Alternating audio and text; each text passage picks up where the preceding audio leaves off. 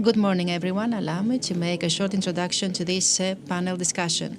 The problem of the funding sustainability of the healthcare system, as was mentioned previously by Professor Mosiolous, is something that will trouble us a lot in the future, since the changes in the age composition of the population, along with the comorbidities and the introduction of health technologies will exercise enormous pressure on the side of the demand for health resources. But of course, we also need to check the availability of health resources, since when we're talking about a workforce that will be older, further away from work, what we expect in the coming years is that the resources that will be directed to the health system will be harder to find.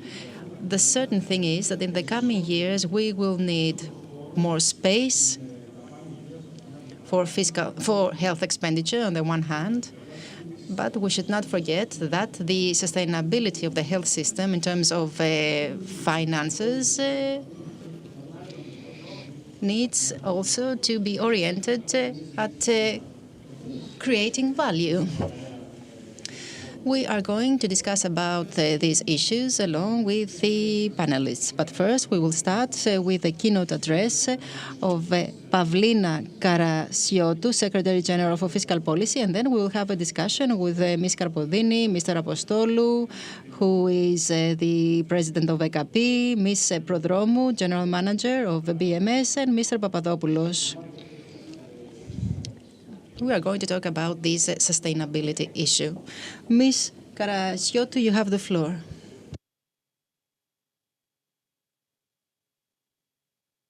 Ladies and gentlemen, thank you very much for giving me the opportunity to take part in the health world and to be given the opportunity to talk about the sustainable policies in health and how we can fund them.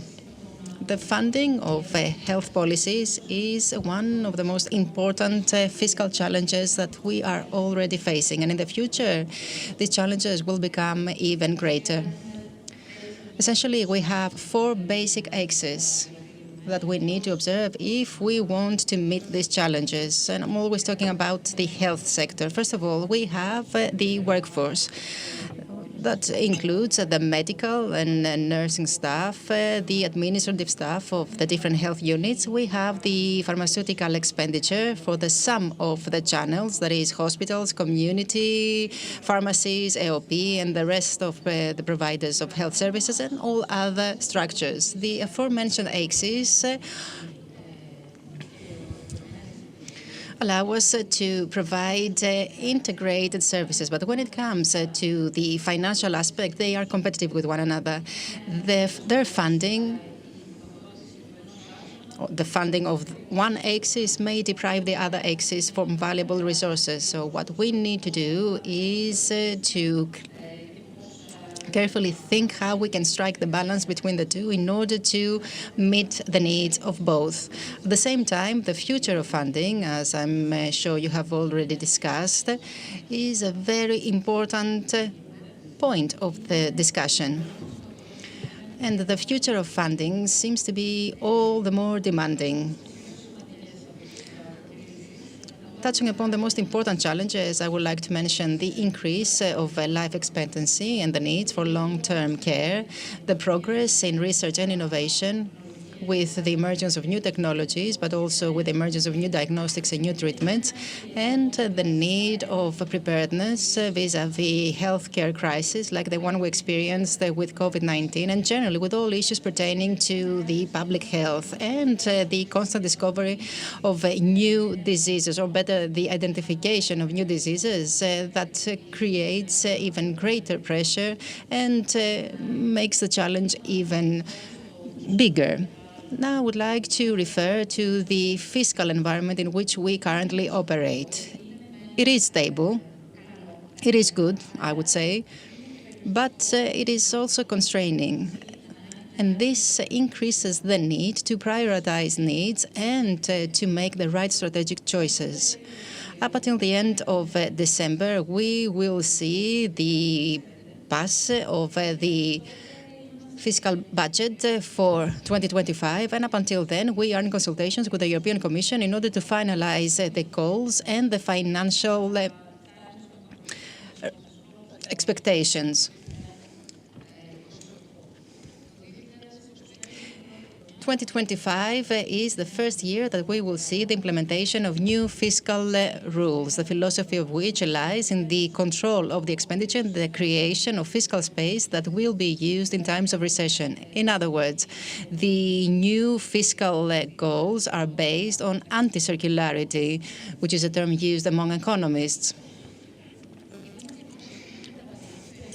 So we are in a transitional period in the European Union. The European Commission is also going through a transition, and all of us need to make some careful steps. In this environment, Greece is entering with some good fiscal values and with high growth rates, higher than other European countries. But at the same time, it enters with an increased need for many reforms that need to move ahead, and with a fiscal space that needs to be distributed to different priorities. Another positive conjuncture for the health policies is the existence of resources from the RRF, the projects of which are currently maturing, the result of that being an increase of the absorption rate and their impact on the economy.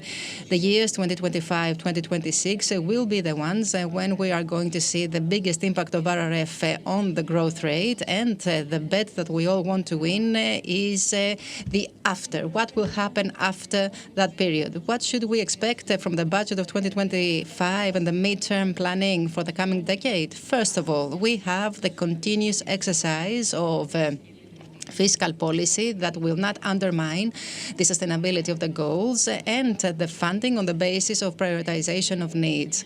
So we have a series of actions aiming at enhancing the employment in the public health system, programs for the support of public health, but also interventions in buildings and infrastructure. And many of these measures have already been announced. Actually, they were announced 2 weeks ago in the context of the Thessaloniki exposition. With regard to the pharmaceutical expenditure, we have some clear goals that have been set by the government in order to avoid surprises and unpredictable events after the end of RRF. We have taken measures for the reform of rebates and clawbacks. We have introduced policies of audit, but also important is the effort that we make for the procurement of hospital drugs through EKAPY.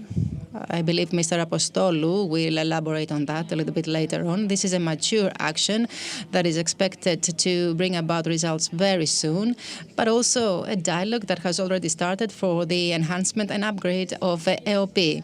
Another important action at which we place particular emphasis pertains to the reduction of our arrears of hospitals to the providers, and the Ministry of Health has set specific goals for every ministry and for every health region, and since April, we have seen a significant reduction that is very satisfactory and will lead to the extinction of arrears. Moreover, the promotion of innovation and research is another sector that will continue to be supported financially in order to see upgrade of infrastructure, but also in order to support and enhance the clinical trials. I would like to close by referring to the need of a continuous dialogue and cooperation among the stakeholders, the state, the market, and the patients, that is, so that we can actually set the right priorities and provide continuous information about the research, science, but also needs as they are being shaped. Thank you very much, and I would like to give the floor now to the moderator in order for the discussion to start.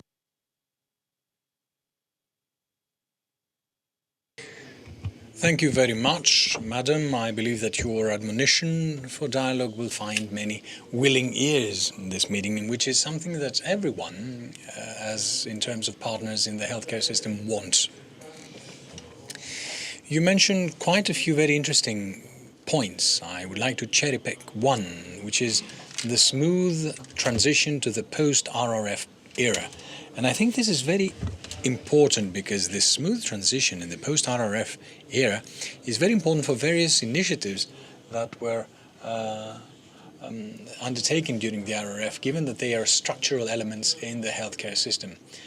I'm referring primarily to prevention, pre-screening and enhancing healthcare that starts from the RRF, but it is highly important to continue.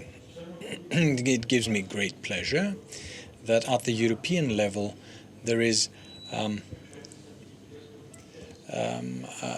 a trend to talk about neo-Keynesianism, its anti-cyclic economies and everything. But if you require evidence as to the investment of health being such an anti-cyclic economy, it will be our great pleasure to give you all the ammunition you need to support this in Brussels, and I believe that you will find this earlier. Now, Madam Governor, how does the EOPYY see this sustainability? Because the EOPYY is a big reform in our country. It is a reform that started with great ambitions. About midway, it's lost some steam, but now it is trying to reacquire the role it should in healthcare. How do you see that? Now, first of all, thank you very much for the invitation. Like Mrs. Karasiotou said just now, the Secretary General for Fiscal Policy, we as the EOPYY would set 3 axes to those challenges. One of them is, of course, keeping and meeting the fiscal targets. The second is to secure and ensure sustainable funding. And the third is to secure and ensure the healthcare system resilience in the future. The challenges are particularly significant. The previous panels alluded to it, like the aging population, comorbidities, new treatments, new diagnostic methods. Now, all this thing, through a streamlining and a rationalization of budget and securing funding, we must reimburse, refund, and invest both in prevention and treatment as well as innovation. Now, the requirements for all these things to happen, as we've discussed time and again, Mr. Athanasakis, in many a panel, a key requirement is to map the needs within the national health system, but also the needs in our country. And the next step to take is, of course, to accumulate, amass and manage funding in health. The aim always being to refund the most effective treatments, the most effective services at the best possible price. So I believe that the future belongs to the modernization of the system that starts from the intensification of audits and control, the digitization of all services and the interoperability of systems in the wider public sector. I can't stress this enough to say that in this day and age we have the perfect opportunity to integrate in our systems and by using digital transformation to renew them, to implement new techniques for the monitoring and the control and management of expenditure, but also the monitoring, the follow-up of the effectiveness and efficacy of a service that we purchase, like artificial intelligence and other modern tools.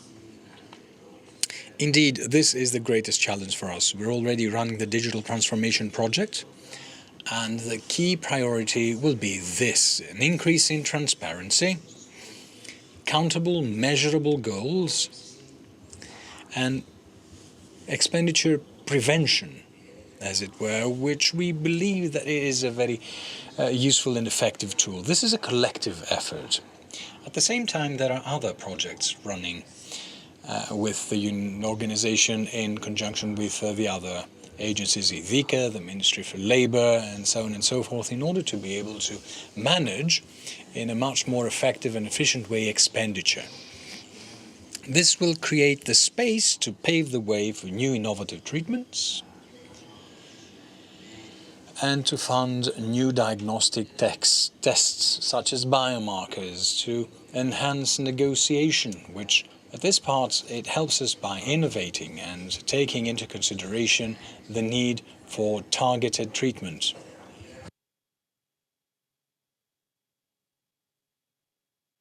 The negotiations committee has already started striking deals on the basis of the biomarkers required in order to direct each treatment to those who really need it. So altogether, this is a collective effort. We have as our goal the streamlining, the rationalization, and the ensuring that the system remains sustainable and flexible. Thank you very much, and I think that this issue of consultation and negotiation is something we can actually step on, and it was used as a monopsony. So we want this to exploit and utilize its monopsony actually place in the market. And I think it's a very good thing to see that there is a lot of progress in biomarkers, and this is a way to resolve a big problem with the health system, which has to do with access to these technologies, which are critical, I say, for the course of treatment of all patients. Of course. Now, in terms of clinical effectiveness and financial efficacy, the part of EOPYY's transition to the digital era is, I believe, an excellent subject which I would like us to touch later on if we have the time to make some comments, both in terms of the prediction but also to the transition in the next step of expenditure. Now, before making the comments, allow me to give the floor to Mr. Aris Apostolou, who is, of course, president with the National Centralized Health Procurement Authority, EKAPY, which is an old, new development as it was reformed very, very drastically in the health system, which plays a crucial role, a critical role, and may save a lot of money. Thank you very much for the invitation and the opportunity you give me in order to explain to you what we can do on our side in order to enhance the sustainability of the health system and to further support it. During the last few years, we have had the support that we needed by the political leadership because it believed in the value of this centralization. As you said, following some years, EKAPY has started operating at a different level. We have completed tenders for drugs of millions, and we have made savings of approximately 50%. The need to implement these tenders and to fully distribute the 50-30-20 to every consumer led to the development of this central platform for order taking that was also proposed for all drugs purchased by hospitals. On the basis of this platform, we have managed to have a clear picture of what every hospital purchases, and slowly but steadily we are entering the process of audits and controls. And just like we saw with the example of EOPYY some days ago, which on the basis of the digital tools ended up in dealing with a major scandal with the collaboration of the police. We also have the same vision. We want to fight fraud, and we are sure that we are going to do that by using these new technologies. Now, at a later stage, we are going to approach the clawback for drugs that has a significant fiscal footprint. Our objective is in 10 days to have completed we will have completed the first semester of 2023, and a little bit later on the second semester of 2023. Then, in full understanding with the political leadership, we are trying to complete by the end of the year the first semester of 2024.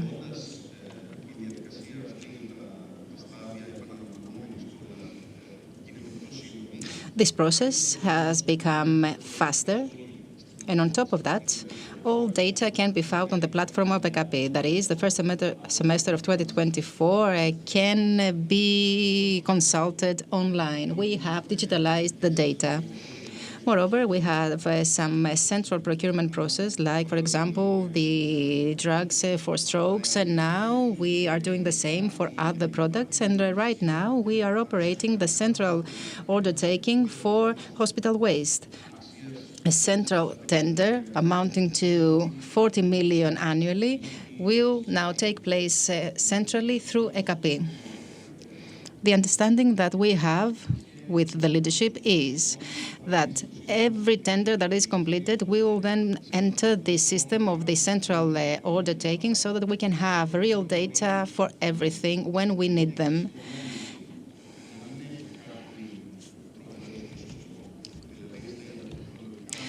With regard to savings, okay, when it comes to medtech, there is not a greater discount than 10%, as is the case, as is not the case for other drugs, for example, where we have 60%. But slowly, and by mapping the needs of the hospitals, in other words, trying to check how many of these are being used, how many kilos were used, we will be able to use comparative data that will lead to better management and also to a better allocation in the future.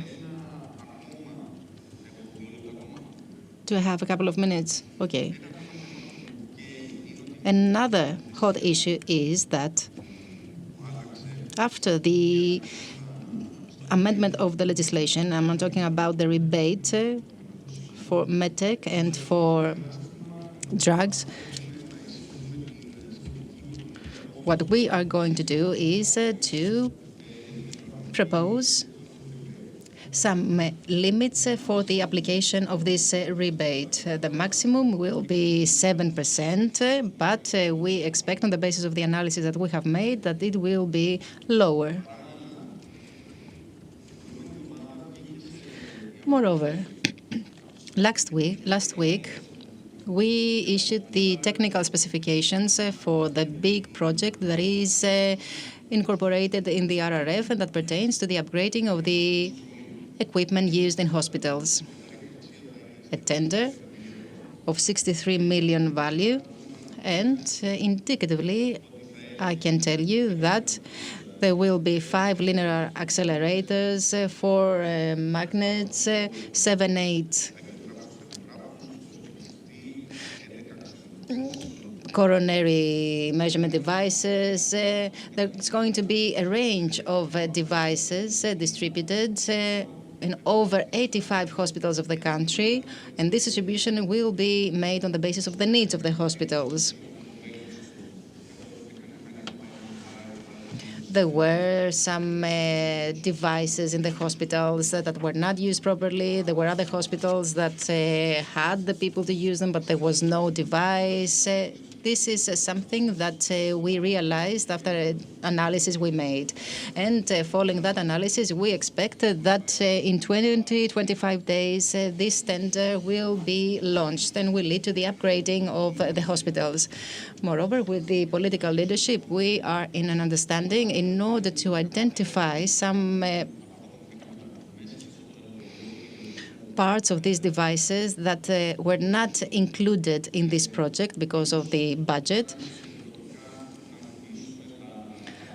We thought of using the PEPs as a Ministry of Health and to set the priorities. Okay, thank you very much. I believe that the EKAPY has started to take on a crucial role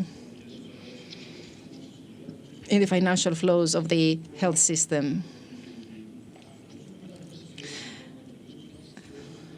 From what I can see is that there is, of course, a concentration of resources, but at the same time, a concentration of data. And this is very promising. Of course, what we need to do now is to see how we can best use this data. And if we have some time at the end, I would like to ask you about the role of EKAPY in the new framework of hospital reimbursement that is about to start with the DRGs. I believe that this is of interest for our audience. So please keep in mind this question for later. I would like now to give the floor to Ms. Elisabeth Prodromou. Prodromou is the General Manager of BMS. The space of drugs is a space of ideas and of proposals, especially during the last few years. Many of the initiatives that have been taken aim at the sustainability of the health system. What is your view on that? You will allow me to reply by using some numbers that I know you love. I would like to use a slide, please. The value of innovation cannot be disputed. You know, Mr. Athanasakis, you have conducted research. It has offered to our country approximately 0.9 years to life expectancy, and this will increase. And by looking at the future, we know that we will have to deal with more difficult diseases, with the aging of the population. Cancer will become the first cause of death. This will be the case in the coming decade, according to the experts. So the challenges that are lying ahead will be great. At the same time, we are very happy about the fact that our country is close to the European average when it comes to access of patients to new treatments. Of course, there is always room for improvement, but we can also see that there is aggravation when it comes to access that we didn't see in the past. You can see 53 has become 47%, and this is a weighting indicator according to the recent data, and we need actually to assess this percentage and take action in order to deal with it so that it doesn't increase further. So where do we stand today? We have a budget of approximately 2.5 billion euros. This hasn't changed since 2016. We have some influx of new resources. Our expectation for 2025, we are going to have 1 billion. And at the same time, something unbelievable happens. The expenditure increases constantly, uncontrollably.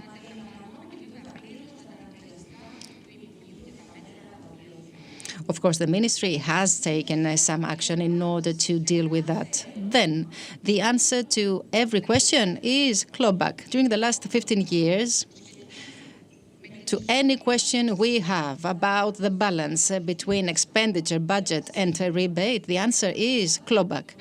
Clawback that is not rational, clawback that is inflationary, horizontal, and we all agree that it shouldn't exist. And lately, and you will see actually the estimate pertaining to the increase of expenditure, always on the basis of invoice, not ex-factory.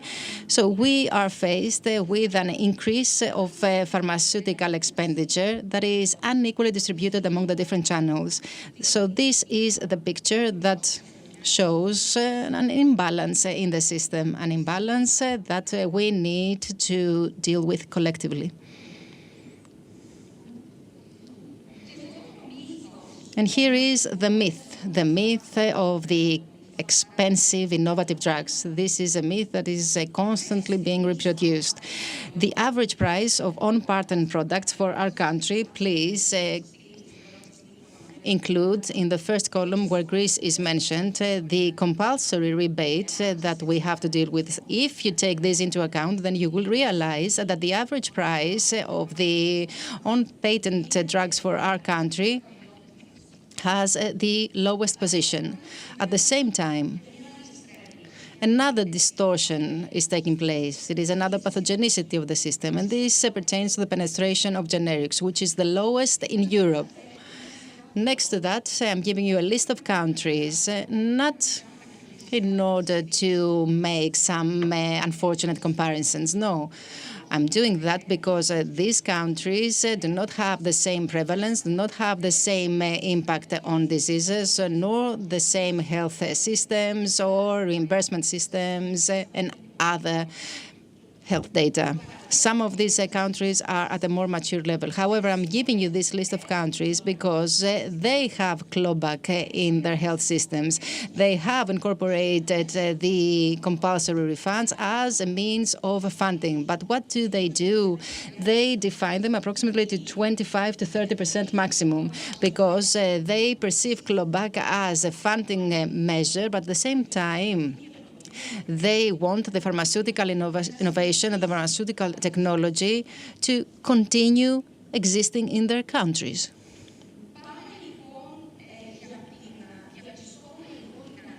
So what we can see is this need for a new architecture of the system of pharmaceutical policy. Where do we stand today? The ministry is in the center. It exercises fiscal policy, partially, and developmental policy. The Ministry of Development and Ministry of Finance are less interconnected with the partners of the ecosystem. Patients' associations and other parts of the system, and at the same time, all the distortions and pathogenicities are being reproduced. The fact is that the clawback was made for the Ministry of Health, a fiscally neutral measure. So what do we propose?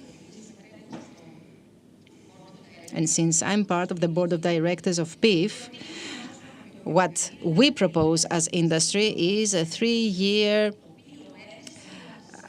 partnership agreement that will include the interconnection of all the different parts of this ecosystem and will ensure sustainability and predictability for the entire ecosystem, and will give the opportunity but also the dynamics of a guaranteed access for all patients in the future.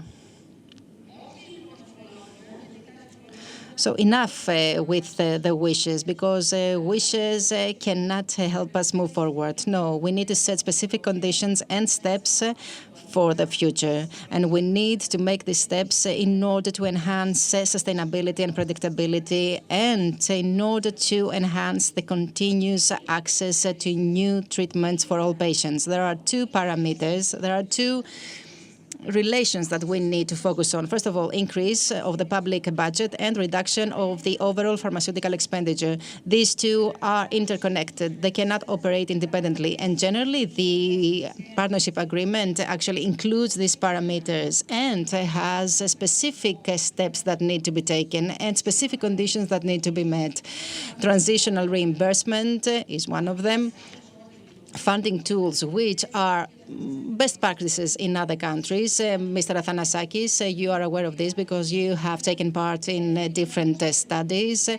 Then, active budget aligned with the horizon scanning in order to identify which are the diseases that will emerge and which are the real needs of the population. Funding from the public budget, and of course, a reduction of the overall pharmaceutical expenditure. We have been discussing about all these things, and we have all agreed that the most important factor behind all this is data, measurable data. We need to use data in order to know what's going on in every hospital. Of course, implementation of therapeutic protocols and diagnostic protocols, and agreements at the level of negotiation. And with that, I would like to hope and wish that in the end we will all be able to work together and to follow one direction. The direction that is based on the redesigning of the pharmaceutical policy, a direction that has at its center patient and the citizen. Thank you very much indeed. Now, I think it was a long-winded answer, but I always prefer we speak with numbers. Yes, well, it was true, but okay, personally speaking, this is a soft spot for me, talking about health taxes. I think it's something that we need to look at. Apart from its financial and funding benefit, but the net, because this is the thing. These health taxes are combined with some subsidies. One of the implementations we have here, it's something we could see, and it's this type of taxation is there to create healthy behaviors, which is what we need. And we're living in a country that, despite the great life expectancy, it's 7.8 years, and in Norway it's approximately 18, the healthy life expectancy. So we need to set up policies that will keep people alive and well. Now, I see, and we often discuss that many of the key policies in the triptych of values, volume, mix for healthcare expenditure did not go to the level we would like. And a characteristic example is what you showed here regarding the generic drug prices. It was an article by our team that was accepted today that as of 2012, the key factor that has changed expenditure either upwards or downwards when first applied was the changes in the mix of pharmaceutical expenditure.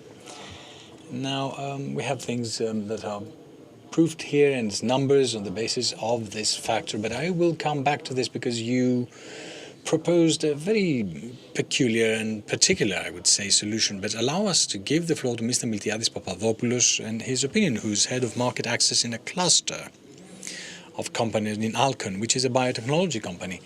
And it's true that in Greece we're talking about drugs a lot in terms of sustainability, but we have left a part that is increasingly developing. We have talked a lot less about it than drug, and we try with the CSEE there to see how the audit assessment in terms of devices. And we started a discussion, and we'll give the results of this discussion in the next days in the public sphere, and we'll carry on this discussion. Why? Well, because this type of technology is a key factor to determine how care will look like in the future. Yes, well, I couldn't agree more. The medical technical product is indeed a key thing for patient health. And in the creation of sustainable strategies in terms of health, there's a lot in common with drugs, primarily through these areas. I mean, it requires long-term strategy. If we are ready as a sector and as companies for us to give the innovative solutions, I would like to say that we are. To what extent the system is ready to have such solutions and adopt them is something that is still in progress, and it's pending.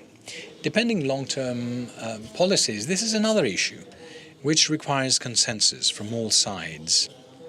In Greece, as we said earlier, we have an increased demand in healthcare services with the aging population and all the other features and characteristics we discussed. We have an ever-increasing cost of health, and at the same time limited reimbursements, both in terms of the public sector and the insurance companies. As we all know, in practice, this leads to a greater participation, or rather more out-of-pocket participation of the patient with destructive consequences for their family income. So what we suggest and we're trying to get is to move to a model that is based on value-based healthcare, that is based more on quality and the result of treatments in order to be able in the long term to ensure and secure the longevity of the system.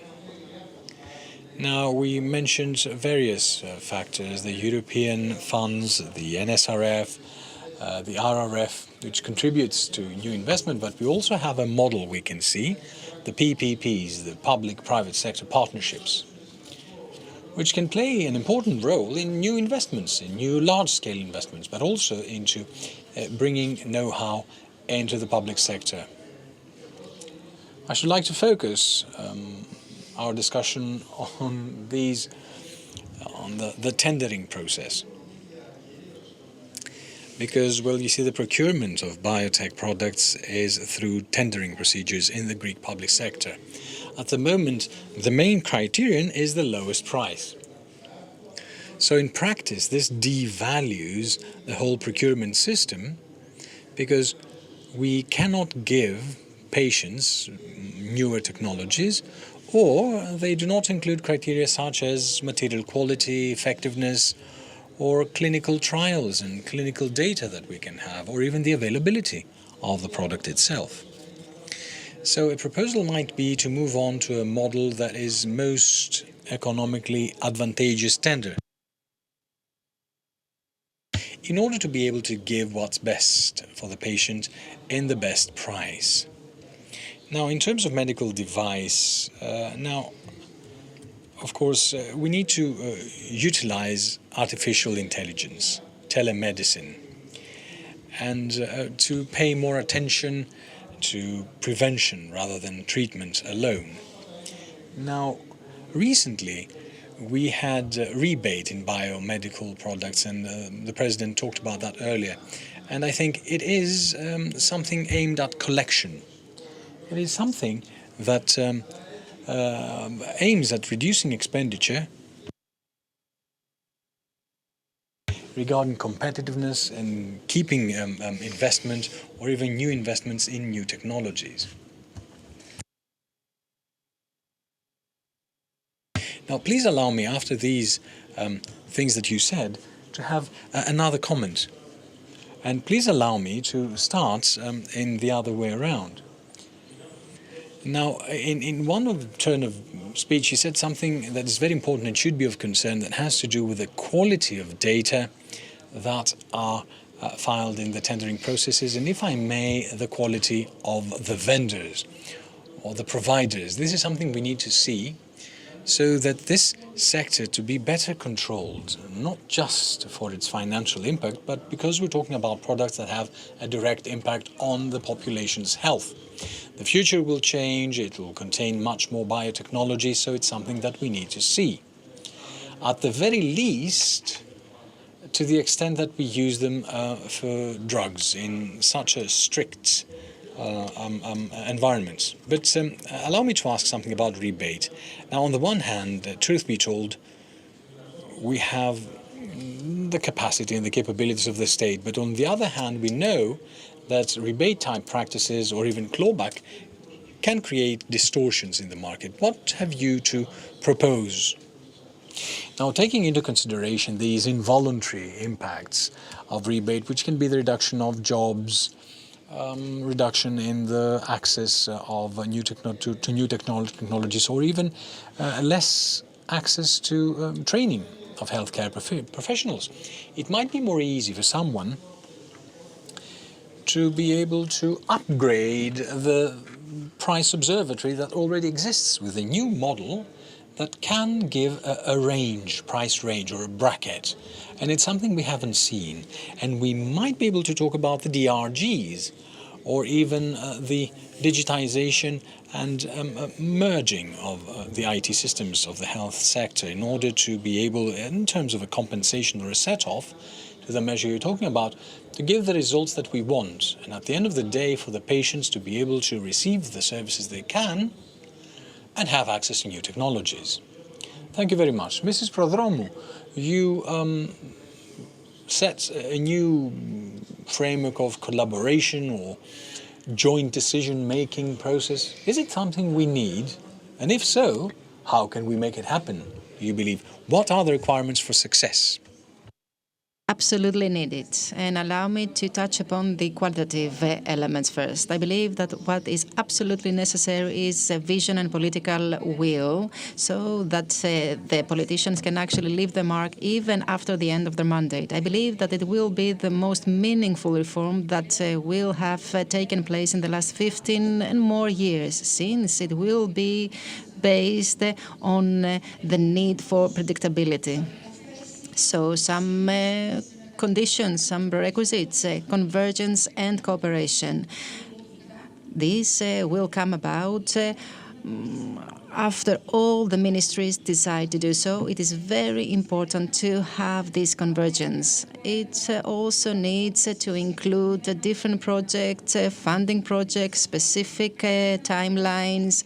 It has to be directed towards the two main pillars, rationalization and reduction of pharmaceutical expenditure, and the second, increase of budget. But not just like that, with arguments where, why, how. If Ms. Karasiotou would give us the green light tomorrow for 1 billion more euros, we would not be able to use them appropriately. You probably agree. A 3-year framework of cooperation would allow us to know how to best use this money. So this would bring about benefits, benefits for the public, benefits for the patients, guaranteed access. benefits for the growth of the economy, because it is indisputable that we will have further growth because of the predictability in the system. And, of course, we will be able, the different sectors that is, to operate in a healthy level of predictability and to take effective action. Thank you very much. I agree with what you said about prioritization. I thought you agreed with the 1 billion. 1 billion and even more. But the way is always the same, because prioritization needs to include, in my view, data, but also the preferences that exist. But we don't have time to discuss about it now, maybe sometime in the future. The funding of the hospitals will radically change. What should we expect from EKAPY at that level? Reimbursement of hospitals on the basis of activity.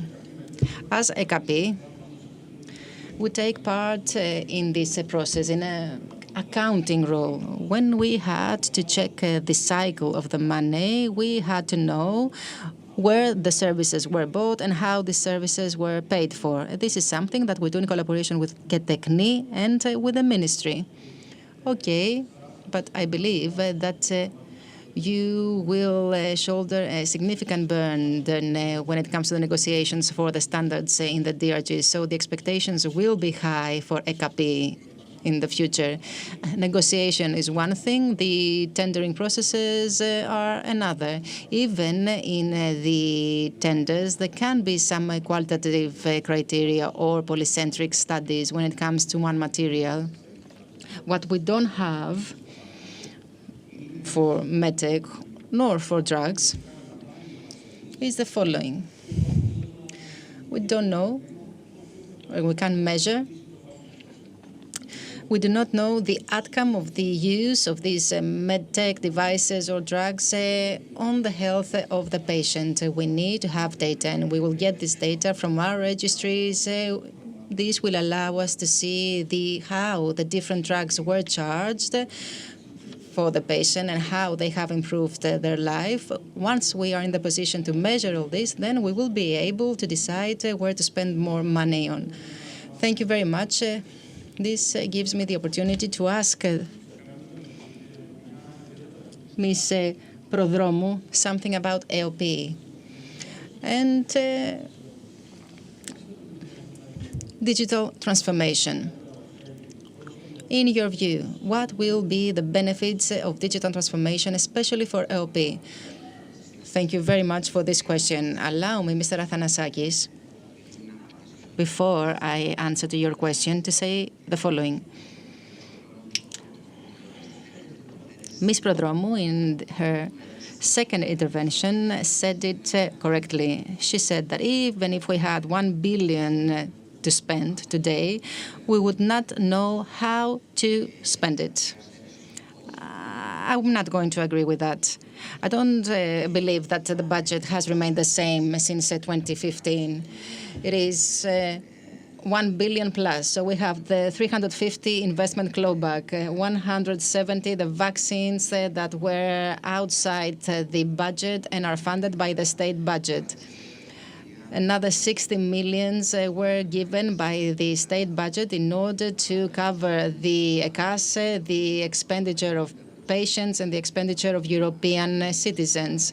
In the RRF, and with funds of the ordinary budget, another 300 were given, plus 100 million. So we have reached 1 billion.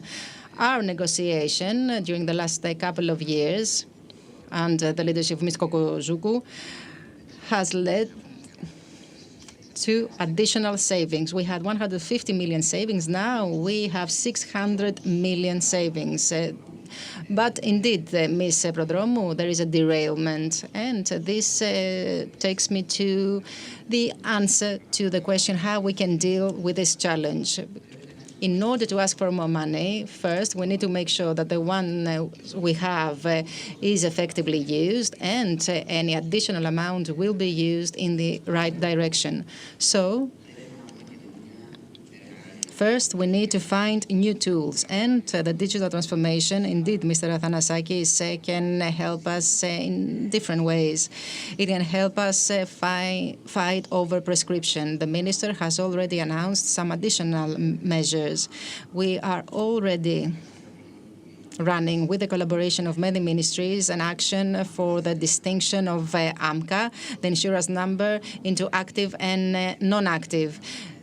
Following a control we did, we realized that a large part of the fraud, to the detriment of the organization, stems from non-insured people, Roma, migrants that have been extradited, and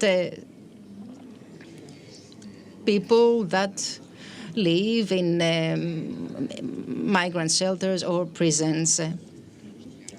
So with the digital transformation, we don't simply want to become more modern and to use more modern systems and applications. No, with digital transformation, we want to enhance transparency. We want to combine protocols, medical and scientific, with reimbursement and patients' registries. We want to evaluate the med technologies by measuring the result, and we want to give reimbursement always on the basis of the outcome of a novel treatment and medtech.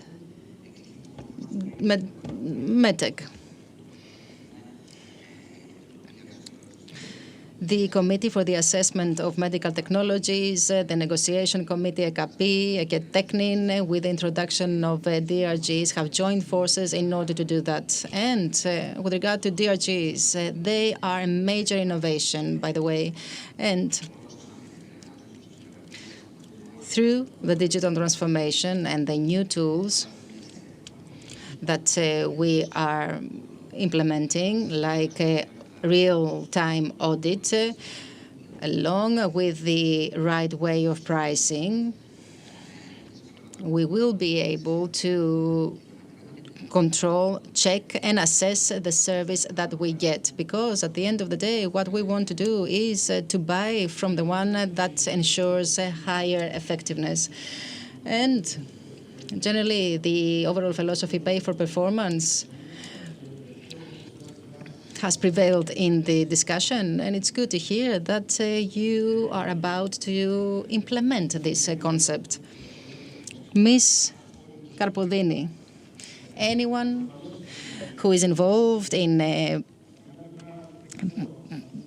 public financial policies is asked to give money. We know that.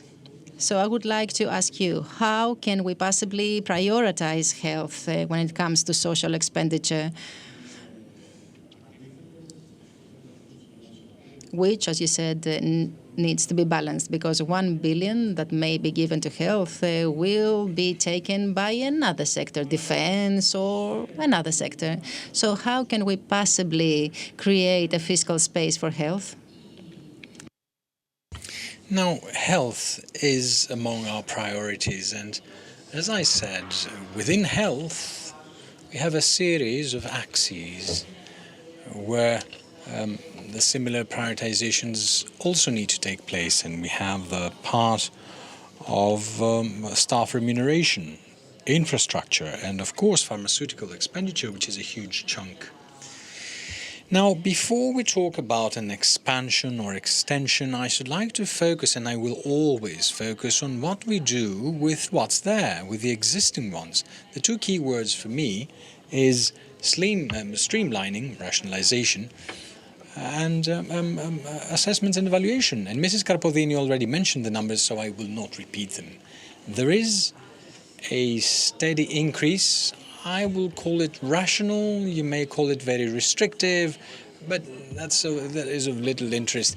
There is a specific increase. There is an established increase of the level that covers inflation, so as not to lose the value of everything. So I don't want to give you anything else from the backstage, because next week we'll have the presentation of the draft with the cabinet the ministerial cabinet, and that's where we'll talk about everything. But I would like to go back and say that today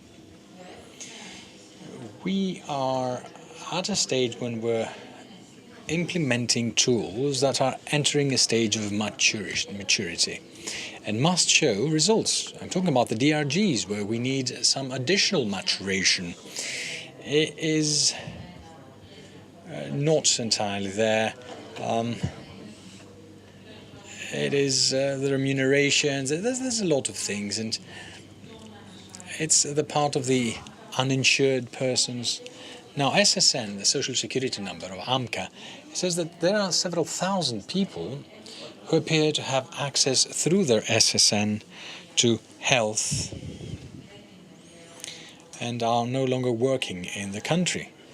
It is a rather large range. I would like to say that performance enters into the discussion. It still remains to see how this will happen in action. It's something that we didn't discuss as of now, and we'll need to see how this will be expressed. But also controlling demand with various tools and controlling the entry of drugs in the country.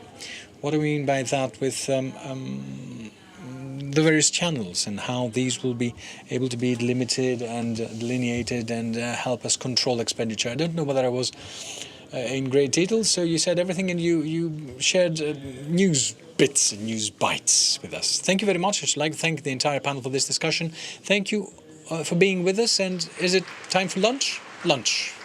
Grub time.